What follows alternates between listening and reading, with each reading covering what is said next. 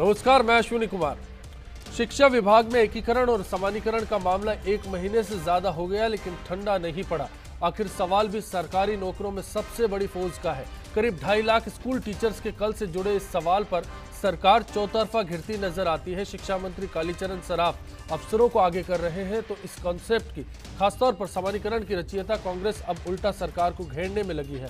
सवाल स्कूलों का है, बच्चों के भविष्य का है, राइट टू एजुकेशन से जुड़ा है, और अहम बात यह है कि एक बार फिर इस कंफ्यूजन का फायदा प्राइवेट सेक्टर को मिल रहा है। समानीकरण का पैमाना तो तय है, लेकिन अगर कोई विरोधाभास है तो उसका सरकार के पास फिलहाल कोई चारा नहीं है। एकीकरण की बात तो हो रही है, लेकिन इसे कैसे अंजाम तक पहुंचाया जाए, किसको कुछ भी पता नहीं। खास मेहमानों के साथ बिग फाइट लाइव में आज हमारी कोशिश होगी हकीकत को टटोलने की, साथ में जारी रहेगी आपकी राय। देखते रहिए big fight live.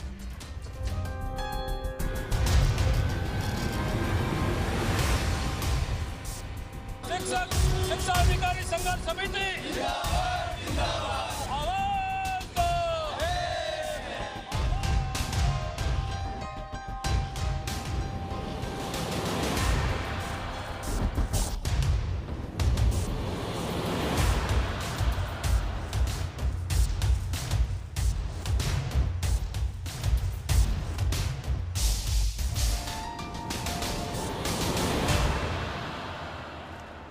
Big fight में आज के इश्यू पर चर्चा के लिए स्टूडियो में खास मेहमान हमारे साथ हैं। बीजेपी विधायक फूलचंद जी बिंडा हमारे साथ हैं, कांग्रेस विधायक गोविंद सिंह जी डोटासरा हमारे साथ हैं, अखिल राजस्थान विद्यालय शिक्षक संघ अरस्तु के प्रदेशाध्यक्ष श्री रामकृष्ण जी अग्रवाल हमारे साथ हैं, राजस्थान शिक्षक संघ एकीकृत के प्रदेशाध्यक्ष त्रिलोक सिंह जी शेखावत इस बातचीत के दौरान हमारे साथ होंगे।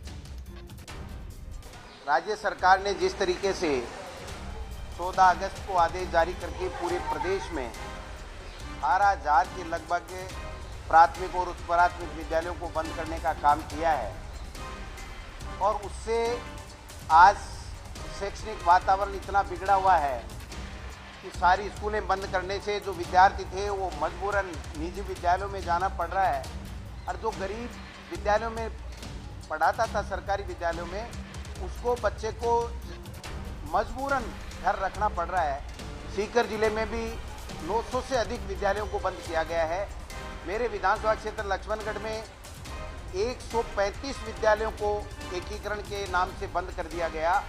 आज स्थिति पूरे प्रदेश में यह है कि जो अभिभावक हैं वो बच्चों को गांव वाले चंदा दे करके विद्यालय, ताला लगे हुए विद्यालय के भवन के बाहर पेड़ों के नीचे पढ़ा रहे हैं। राजस्थान सरकार द्वारा गलत एकीकरण जो किया गया है उसके विरोध में हम धरना दे रहे हैं। कक्षा 1 से 12 तक एक साथ करके सरकार सरकारी विद्यालयों के ढांचे का तहस नहस करने जा रही है, हम उसका विरोध कर रहे हैं। जहां स्कूलों का एकीकरण और समानीकरण किया जा रहा है जो कि गैर वाजिब है, इसमें कोई इन्होंने तर्कसंगत बात को लेकर एकीकरण नहीं किया है।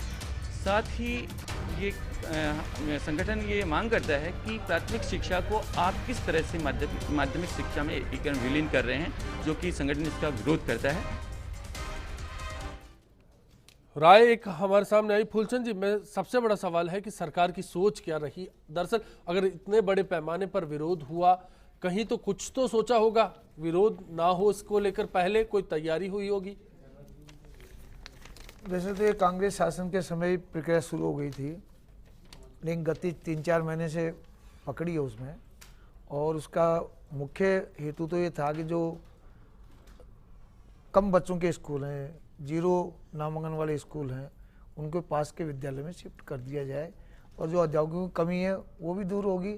और एक शिक्षा का जो एक सवाल आपने किया कि कांग्रेस के वक्त की जो स्कीम थी आपके वक्त में रफ्तार पकड़ी, तो आपका वक्त था, आप उसको बेहतर बना सकते थे, रोक सकते थे, उसके लिए ये सोचा नहीं गया इस बारे में। हमने ये तय किया है कि प्रत्येक पंचायत हेडक्वार्टर पर कम से कम एक स्कूल को आदर्श स्कूल बनाया जाए, पूरी सुविधाएं दी जाएं उसको, पूरे अध्यापक हों, पूरी और सुविधाएं हों।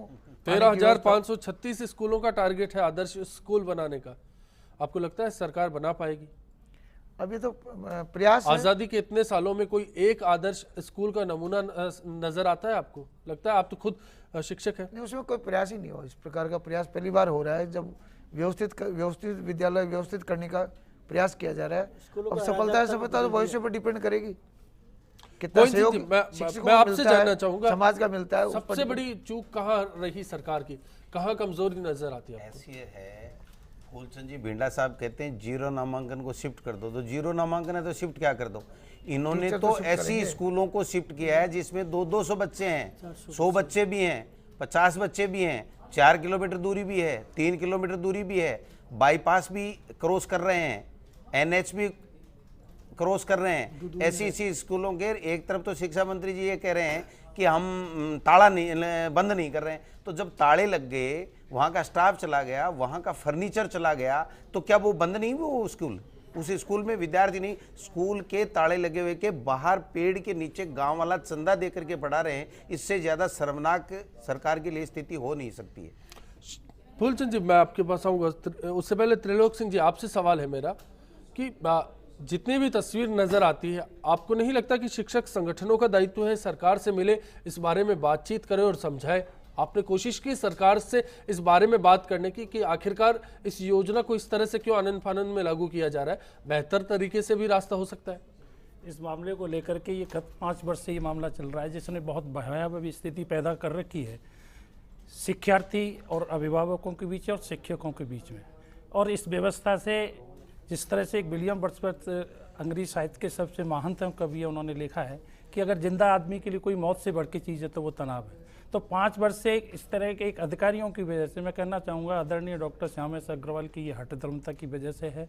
एकीकरण की बात में यहाँ सरकार को दोष नहीं देंगे आप? अश्विनी जी, कालीचरण जी के साथ है। अश्विनी जी, मैं आपसे ये निवेदन करना चाहता हूँ कि एकीकरण का जन्म राजकीय विद्यालयों में कमोबेशी से हुआ। हमने सरकार से वार्ता की इस मैटर में। माननीय मुख्यमंत्री महोदय ये खुद चाहती हैं, वो सकारात्मक सोच रखती हैं कि जीरो नामांकन जहाँ हैं वहाँ उन विद्यालयों को बंद करने की बात उन्होंने कही। वहाँ भी हमने ये बात रखी कि विद्यालय को पुनर्जीवित करने का काम किया जाना चाहिए। राजकीय विद्यालयों में नामांकन में कमोबेशी हुई है, उससे बढ़ाने के लिए राज्य सरकार, शिक्षा विभाग इस तरह की कोई विशेष प्रभावी योजना चलाए ताकि वो नामांकन में वृद्धि हो। नामांकन में वृद्धि होती तो इसके लेकर के हमने भी एक सोच रखी।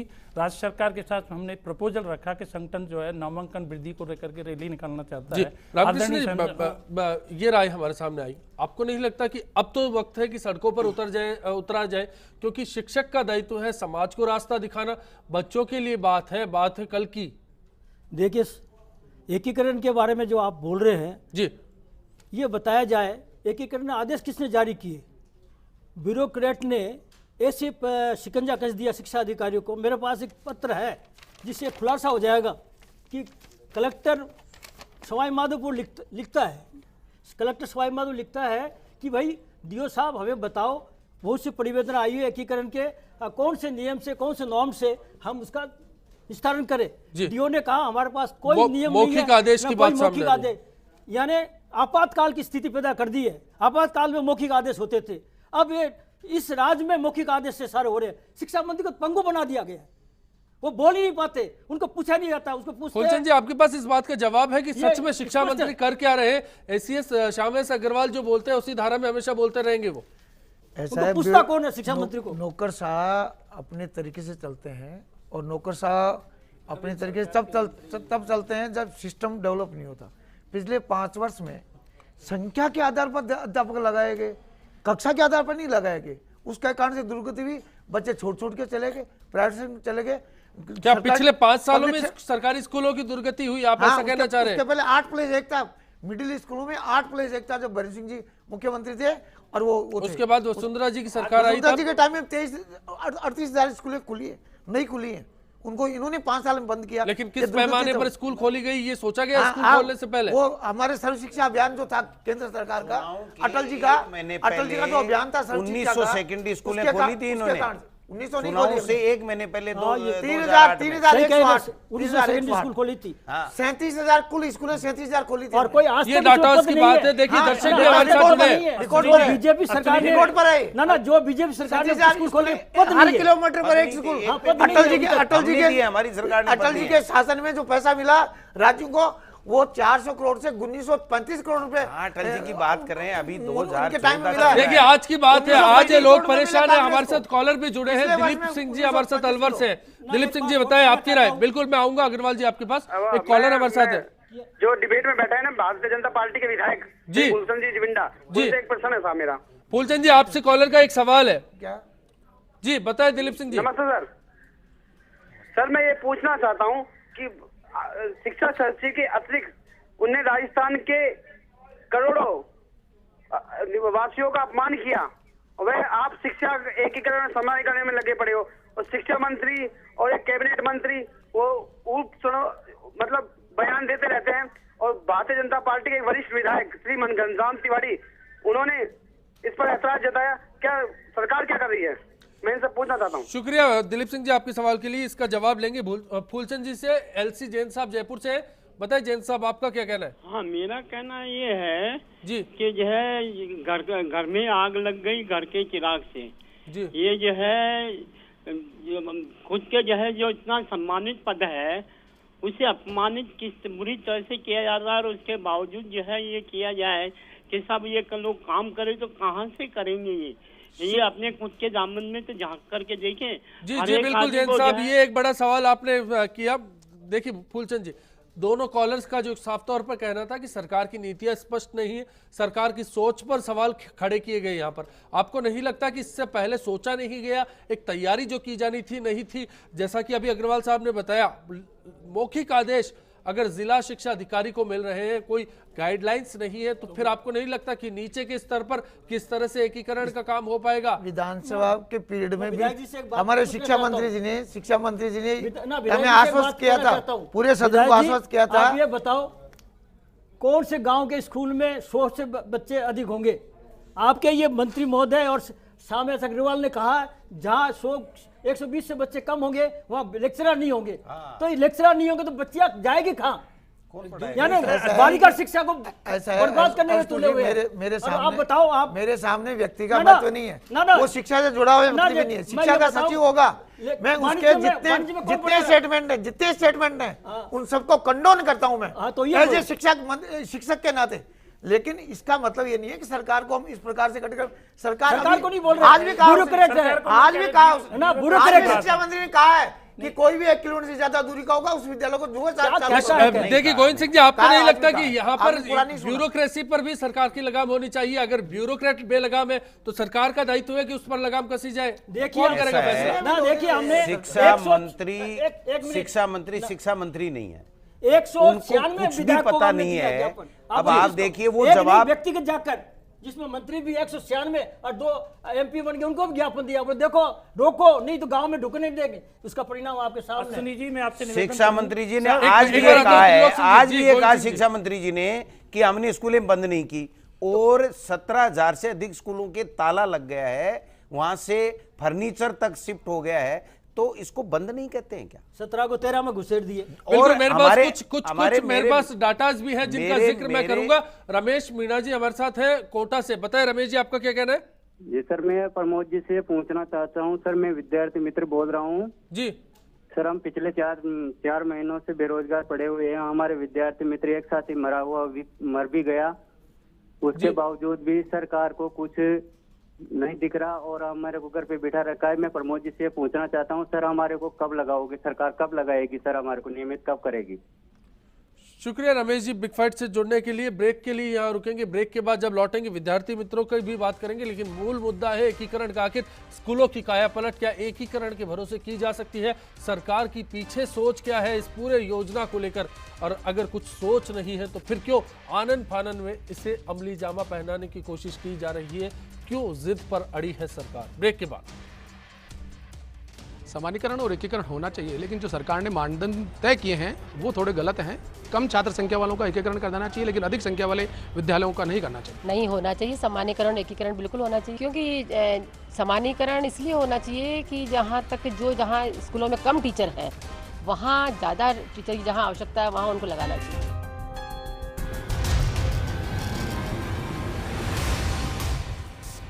शिक्षा अधिकारी संघर्ष समिति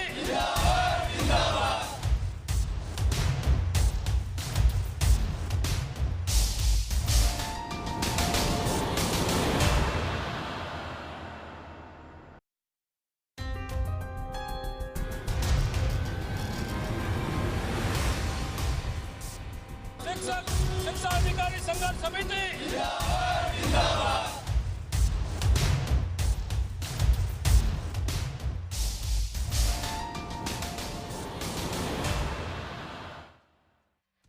मैंने आरटी जो एक्ट है हमारा उसका भी उदाहरण दिया कि अनुच्छेद 7 में ये स्पष्ट रूप से प्रावधान है कि प्राइमरी विद्यालय 1 से लेकर के 5 तक 1 किलोमीटर के दायरे के अंदर होना अनिवार्य है और 6ठी से लेकर 8वीं तक 2 किलोमीटर में। मेरे विधानसभा क्षेत्र में मेरे पास में सूची है, उसमें खुद बीओ ने जो प्रस्ताव भेजा है उसमें 1.5-2 किलोमीटर और 2 किलोमीटर से अधिक दूरी के प्राइमरी विद्यालयों को कम से कम 35 विद्यालयों को बंद किया गया है। हमने आपत्तियां दी, लेकिन जिला कलेक्टर ने उसी बीओ से वापस रिपोर्ट मंगा करके उन विद्यालयों को बंद कर दिया गया, ताले लगा दिए गए। राजस्थान शिक्षक संघ राष्ट्रीय सरकार के एकीकरण समानीकरण के नाम पर सरकार और शिक्षा विभाग के अधिकारियों द्वारा जिस प्रकार का मनमानीकरण किया जा रहा है, शिक्षकों का अपमान जिस तरह से किया गया, जिस तरह की भाषा बोली गई, राजस्थान शिक्षक संघ राष्ट्रीय उसकी निंदा करता है। हमारे आंदोलन की जो मुख्य मांग है वो है समानीकरण बंद करो, एकीकरण को रोको, खाली पदों पर नियुक्तियां दो। सरकार चाहती है गुणवत्ता मेंटेन करना है, तो गुणवत्ता मेंटेन करने का सबसे बढ़िया तरीका ये है कि आप उसमें पूरी तरह से उसका निजीकरण खत्म कर दें। बिग फाइट में आज हमारा सवाल है, क्या शिक्षा विभाग में समानीकरण और एकीकरण को लेकर सरकार ने जल्दबाजी दिखाई है? आप हमारी वेबसाइट पर अपनी राय बता सकते हैं। इसके साथ साथ फेसबुक और ट्विटर के जरिए भी आप बता सकते हैं कि आज के सवाल पर आप क्या सोचते हैं। बीकानेर से कॉलर है जाकिर साहब, हमारे साथ बताएं जाकिर जी, क्या कहना है आपका? मैं कह रहा हूँ कि सरकारी स्कूलों का जो बदहाल हो रहा है वो उसके लिए ये अपने प्रधानमंत्री साहब ये हैं, जब आप आदमी प्रधानमंत्री लोग 2 घंटे के अंदर या 4 घंटे के अंदर विदेश जा सकते हैं, वो तुरंत ये कार्रवाई करे कि भाई हर एक कर्मचारी हर एक स्कूल के अंदर जाए और देखिए उनके साथ में क्या हो रहा है, बच्चों के साथ में क्या हो रहा है। इनके एक भी जो नेता लोग हैं, इनके बच्चे पढ़ते हैं क्या सरकारी स्कूल में? इनको क्या पता वहाँ पे कैसा अनादर है, कैसी शिक्षा मिली है? बच्चे फटे हुए हैं, बच्चों से कचरा उठाया जाता है, झाड़ू पोते लगवाए जाते हैं। इनको पता है कि यहाँ बैठ के सिर्फ भाषण नहीं करते हैं, स्कूलों में जाके कभी झाँका या किसी ने ऑर्डर दिया तो वहाँ जाके झाँको, आप देखो स्कूलों में क्या हो रहा है। यहाँ बैठ के सिर्फ बातें करनी आती है, वहाँ जाके देखना जरूरी होता है। जी बिल्कुल, बड़ा अहम सवाल था आपका, शुक्रिया जाकिर साहब। देखिए, एक बड़ी बात है जिस हम शिक्षाकरण की बात कर रहे हैं, दरअसल एकीकरण या समानीकरण के जरिए क्या स्कूलों की शिक्षा तस्वीर बदली जा सकती है, या फिर कहीं ना कहीं अब सोचना होगा सरकारी स्कूलों को कैसे बेहतर बनाया जाए। अगर अध्यापकों की कमी है तो क्या वहाँ अध्यापक लगाए जाए, इंफ्रास्ट्रक्चर नहीं है तो क्या उसको मजबूत बनाया जाए, या फिर जो खुले हुए स्कूल हैं उनको बंद करके ये रास्ता निकाला जा सकता है। गोविंद सिंह जी, आपको क्या लगता है कि सरकार को क्या सोचना चाहिए, कैसे बेहतर बन सकते हैं स्कूल? सरकार को शिक्षकों की भर्ती करनी चाहिए, जहां शिक्षकों की कमी है, विषय अध्यापकों की कमी है, वहां पर विषय अध्यापक लगाने चाहिए। जहां पर कमरों की कक्षा कक्ष की कमी है वहाँ कक्षा कक्ष बनाए जाने चाहिए।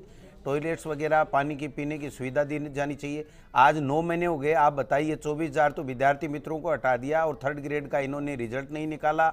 एक इनके पास टीचर है नहीं, ये स्कूलें बंद करके उन टीचरों से दूसरी स्कूलों में पढ़ाना चाहते हैं, वो भी ये कर नहीं पाएंगे। जी फूलचंद जी, क्या सोच है दरअसल इसके पीछे, सरकार की क्या सोच है? स्कूलें बंद करके बेहतर बन सकती है? ऐसा है, सरकार का सोच तो कुछ हद तक ठीक ही है कि जो नामांकन 0 है या जिनमें बहुत कम बच्चे हैं, सरकार ने इस बात पर नहीं सोचा कि उस गांव में अगर आबादी है, प्राइवेट स्कूल में बच्चा जा रहा है तो मुफ्त में पढ़ने के लिए सरकारी स्कूल में क्यों नहीं आ रहा? क्या कारण है? नामांकन 0 क्यों है सरकारी स्कूल का? सरकार क्यों नहीं सोचती? ये महत्वपूर्ण बात आपने रखी। मेरा ये कहना है कि जो 0 नामांकन, उसके लिए तो पूर्व सरकार 5 साल की सरकार ने शिक्षा की इतनी दुर्गति कभी नहीं हुई। आपको नहीं लगता कि लगातार साल दर साल सरकारें बदल जाती है और स्कूलों के हालात भी बिगड़ रहे हैं। 2008 में जो आपने छोड़ा, उससे पहले जो 2003 में गहलोत जी छोड़ के गए, आपको नहीं लगता उस दोनों हालात में हमने उसमें वृद्धि की थी? हमने हमारी ग्रोथ रेट शिक्षा की बढ़ी, संस्थाओं की बढ़ी, टीचर्स की बढ़ी। हमने 1 लाख से ज्यादा अध्यापक, 1,23,000। ये दावा कर सकते हैं सरकारी स्कूलों में नामांकन ज्यादा हुए आपके वक्त में? हाँ बिल्कुल हुए।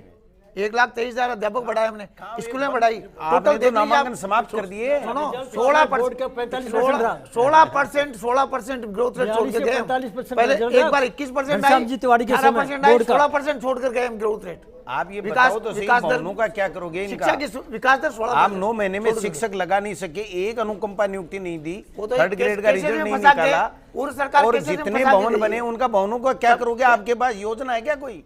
आप देखिए, बताओ तो सीधी सी बात है, सोच को लेकर है कि अगर आपके अफसर ने कोई सुझाव दिया, आपकी शिक्षा मंत्री जी उसको लागू करने के लिए मौखिक आदेश दे देते हैं, डीओ तक ये आदेश चले जाते हैं, आपको नहीं लगता कि उससे पहले सोचा जाना चाहिए था, मंथन होना चाहिए था, पूरा एक प्रारूप तैयार होना चाहिए था, उसके बाद काम किया जाना था?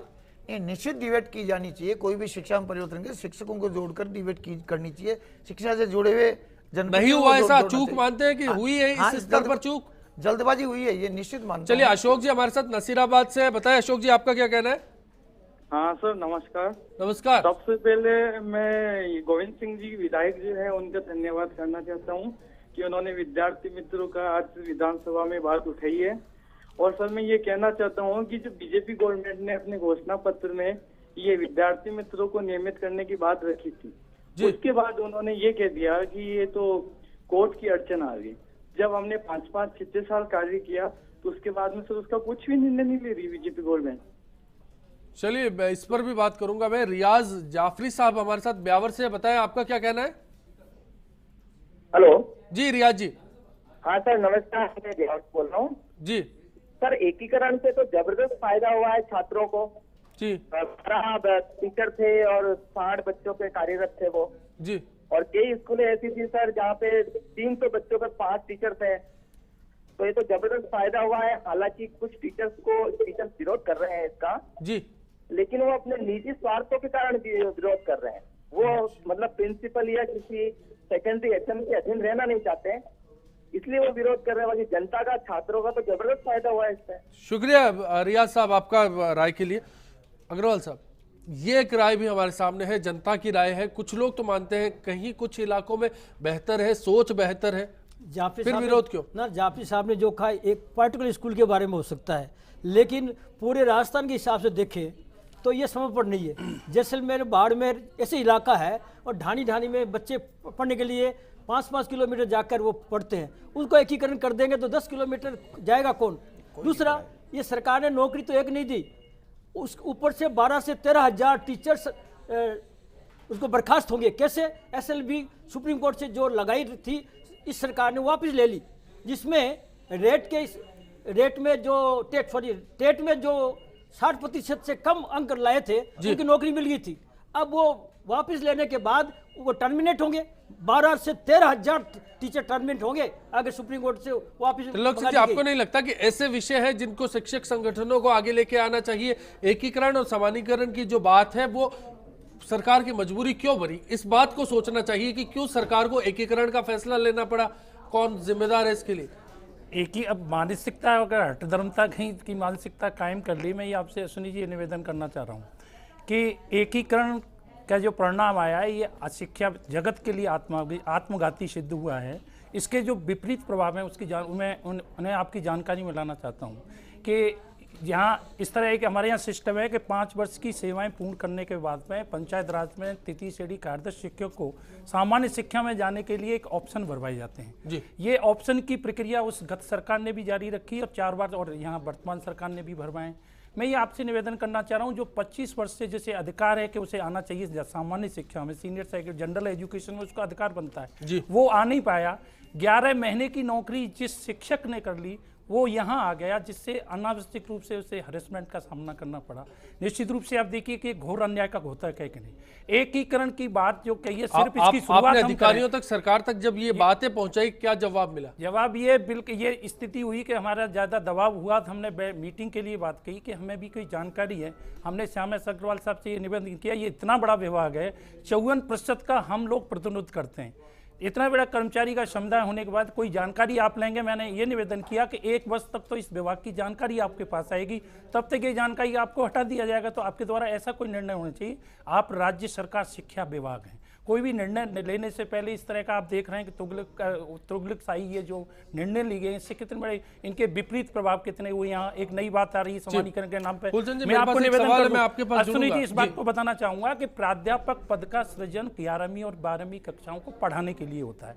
अब एक समानीकरण के नियम में एक ये नियम आ रहा है कि जहां 120 से छात्र संख्या कम है वहां प्राध्यापक का पद नहीं दिया। सवाल ये है कि 119 अगर हुए तो फिर वो महरूम रह जाएंगे।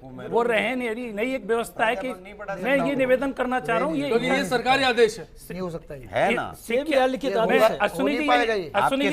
लिखित आदेश भी यहाँ पर मौजूद है। फूलचंद जी, ये मौजूद है, ऐसी बात नहीं है, सरकार की ओर से आए हैं, लिखित आदेश लेकर आए अग्रवाल साहब। और साथ इस बीच मदन खटीक साहब जुड़े हैं चित्तौड़गढ़ से, बताएं आपका क्या कहना है? सर नमस्ते। नमस्कार। हाँ सर, मैं यूँ निवेदन कर रहा हूँ, यहाँ पे जो आपके माननीय बीजेपी के लीडर बैठे हुए हैं जी, उनसे मैं यूँ निवेदन करना चाहता हूँ कि अपने प्राथमिक शिक्षा और माध्यमिक शिक्षा दो चीजें हैं। अब इन्होंने स्कूल का जी, हेलो जी, आपकी आवाज आ रही है, बताएं। हाँ, मैं यूँ पूछना चाह रहा हूँ सर कि मैं अपने यहाँ पर जो बीजेपी के लीडर हैं उनसे ये सवाल पूछना चाहता हूँ कि प्राथमिक शिक्षा और माध्यमिक शिक्षा अलग अलग है और उनके टीचरों की ट्रेनिंग भी अलग अलग होती है, एक तो एसटीसी होती है और एक बीएड होती है। बिल्कुल, लगता है कॉलर से संपर्क कट गया, लेकिन एक बड़ा सवाल है, जो सवाल वो करना चाह रहे थे, मैं आपके पास उसी सवाल को लेकर आ रहा। पहली से पांचवी के लिए अनिवार्य कर दिया गया कि एसटीसी की ट्रेनिंग हो, वो उन टीचर्स को रखा जाएगा, फिर मिडिल के लिए बीएड वाले हो और उससे ऊपर फिर आप पीएचडी धारक रखेंगे। तो लेकिन बड़ा सवाल ये है कि अभी जो बीएड वाले 5वीं तक प्राइमरी स्कूल्स में है उनका क्या करेंगे? और दूसरा बड़ा सवाल, जितने प्राथमिक स्कूल आपके पास है, इतनी बड़ी तादाद में आपके पास क्या एसटीसी किए हुए आपके पास स्टाफ मौजूद है? कहां से लाएंगे आप? ये इस शिक्षा का दुर्भाग्य है कि जो गैर शिक्षा के लोग जुड़े हुए हैं ऐसे लाते हैं। आज़ादी के 60 वर्ष बाद ये लाना कि एसटीसी वाले वहाँ नहीं पढ़ा सकता, एसटीसी वाला 12वीं पास तो होता ही होता है और प्राइमरी और मिडिल तक नहीं पढ़ा सकता। जब मैं खुद पढ़ता था तब हमें गणित पढ़ाते थे 10वीं पास व्यक्ति, 10वीं को पढ़ाता था, 10वीं मैंने गणित पढ़ी है। तो आपको लगता है कि सरकार, ये आप सरकार की नीतियों के विरोधाभास से बयान दे रहे हैं? ये पहले हुआ, ये गलत हुआ। किए को सीनियर स्कूल में भी मर्ज किया है इन्होंने। वो सीनियर में क्या पढ़ाएगा?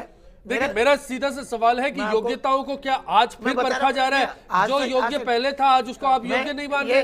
अभी जो 10वीं तक बीएड धारक 10वीं तक पढ़ा रहा था उसको आप 8वीं तक ला रहे हैं। मतलब आज तक जो बच्चे 10वीं पढ़े उनके साथ इंसाफ नहीं हुआ। हमारे मुख्यमंत्री जी की इच्छा थी शिक्षा को सुधारा जाए, उसके अंतर्गत ये विषय चला है और निश्चित तौर पर इसको, क्योंकि जैसे उदाहरण दूं मैं आपको, 11वीं 12वीं के लिए कभी नहीं था लिखा हुआ कि व्याख्याता केवल 11वीं 12वीं को पढ़ाएगा, उसको 6 पीरियड लेने हैं और नवीं पहले आपको सबसे बड़ा सवाल है, आप इतनी भर्तियां तो कर ही नहीं, स्टाफ आएगा कहां से? वो बाद में आ रहा हूं उस पर। तो आप पहले इंतजाम करेंगे तब फैसला करेंगे कि पहले फैसला करेंगे बाद में इंतजाम करेंगे? ये तो एक साथ 15 लाख को नौकरी देंगे। सेकंड ग्रेड कोर्ट में पढ़ा है, व्याख्याता कोर्ट में पढ़ा है, कोर्ट में सारे गोविंद सिंह जी जो शिगुफा छोड़ रहे हैं, एक साथ क्या 15 लाख नौकरियों का जो वादा किया है इसी तरह एक साथ देंगे? प्राइवेट पब्लिक सेक्टर दोनों के लिए है।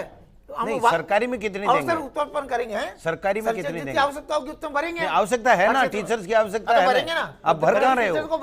आप रिजल्ट नहीं घोषित कर रहे हो, थर्ड ग्रेड का करके गए, थर्ड ग्रेड का रिजल्ट नहीं घोषित कर रहे हो। प्रमोदक बनाना पड़ा हमें। ऐसे ही छात्र मित्र भी आपने 8 कल मेरे पास मिले थे। विद्यार्थी मित्रों के भविष्य का क्या? क्यों करें? 10 करेंगे ना, व्यवस्थित करेंगे, लेकिन पद तो हो। वो खुद है ना, आप तो कोर्ट की दुआई दे रहे हैं बार-बार। पहले वादा किया आपने घोषणा पत्र में, तो उनमें ऐसा सवाल है, 2 सवाल थे हमारे पास। कांग्रेस के कर्मों को ऐसा घोषित किया गया कोर्ट ने कि ऐसे विधानिक है, इसको रिमूव करेंगे। स्पष्ट लिखा है फैसले में कि इनके भविष्य पे कोई फर्क नहीं पड़ेगा। हमारी नेता ने विधानसभा में घोषणा की है कि कोर्ट के फैसले को शिक्षा मंत्री जी बोलते हैं विधानसभा में, आपको लगता है जवाब देते हैं? गोविंद सिंह जी, क्या जवाब मिलता है शिक्षा मंत्री जी ने आज तक एक भी सवाल का सही जवाब नहीं दिया। शिक्षा से संबंधित उनको कोई जानकारी नहीं है, अधिकारी उनको कोई पूछते नहीं है। आज खुद कह रहे हैं कि एक भी स्कूल बंद नहीं कर रहे हैं, आज भी कह रहे हैं 18,000 के ताला लगा हुआ है। पहले भी कहा मुख्यमंत्री जी विद्यार्थी मित्रों के साथ में सहानुभूति पूर्वक विचार करेंगी और दूसरे दिन कह दिया कि हम एक को भी नौकरी नहीं रख सकते। ये तो इनका हाल ये एक बड़ी बात है। हमारे साथ डॉक्टर माकूल अहमद जुड़े हैं टॉक से, आपका बताएं क्या कहना है? हेलो जी, अब अर्ज करना मेरा ये है कि सरकार की जी जी हेलो जी सरकार की अपनी एक पॉलिसी हो सकती है सर। एकीकरण अगर अच्छे के लिए हो तो बहुत अच्छा हो सकता है, समानीकरण अच्छे के लिए हो तो बहुत अच्छा हो सकता है। इससे सारे जनता को और शिक्षकों को, विद्यालयों को, वातावरण को फायदा पहुंचता है। लेकिन सवाल ये है कि तब भाषा के स्कूल भी इन्होंने बगैर किसी अध्ययन के, बगैर किसी स्टडी के मर्ज कर दिए, जबकि भाषा के तो विशेष स्कूल है साहब। उर्दू भाषा के तो विशेष स्कूल है, विशेष बस्तियों में है, विशेष लोगों के लिए है। वो थर्ड लैंग्वेज पढ़ रहे हैं, वो अपनी मातृभाषा पढ़ रहे हैं। तो इनका एकीकरण करके इनको दोनों भाषाओं से वंचित कर दिया, तो ये प्रॉब्लम हो गई सर। जी शुक्रिया आपका बिग फाइट से जुड़ने के लिए। यहाँ ब्रेक के लिए रुकेंगे, ब्रेक के बाद जब लौटेंगे चर्चा जारी रहेगी, राय आपकी लगातार मिलती रहेगी। बात है स्कूलों को एकीकरण की, सरकार के फैसले की, इसकी तस्वीर क्या हो सकती है, इसको टटोलने की कोशिश करेंगे। शिक्षक अच्छा काम करते हैं तो किसी राजनेता का दबाव होता है तो अच्छा काम नहीं कर पाते हैं। जैसे कहीं स्कूल गवर्नमेंट स्कूल में अच्छा प्रिंसिपल आ जाता है, अच्छा स्कूल को ध्यान रखता है, टीचर्स टाइम पे आ रहे नहीं आ रहे उनका ध्यान रखता है, तो उनके ऊपर किसी नेता एमएलए सांसद का दबाव आ जाता है तो अच्छा काम नहीं कर पाते, उनका ट्रांसफ़र कर दिया जाता है। सर शिक्षक चक्कर काटते हैं, इधर ऑफिसरों के मंत्रियों वगैरह के चक्कर काटते रहते हैं, इससे भ्रष्टाचार को बढ़ावा मिलता है। इसे लागू कर देना चाहिए तबादला नीति को।